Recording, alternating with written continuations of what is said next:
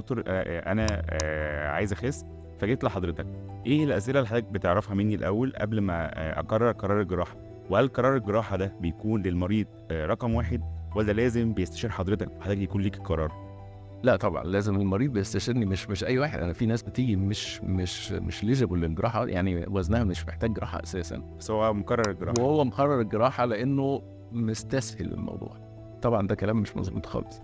الجراحة still جراحة، وأنا داخل بنج وهاقص جزء من معدتي أو هاوصّل أمعائي أو، فما ينفعش أستسهل. لأ، هو الموضوع مش كده. أنا الجراحة لمّا أفشل في الطريق السليم. الطريق السليم اللي هو الmoderation of life، إن أنا باغيّر الstyle بتاع حياتي.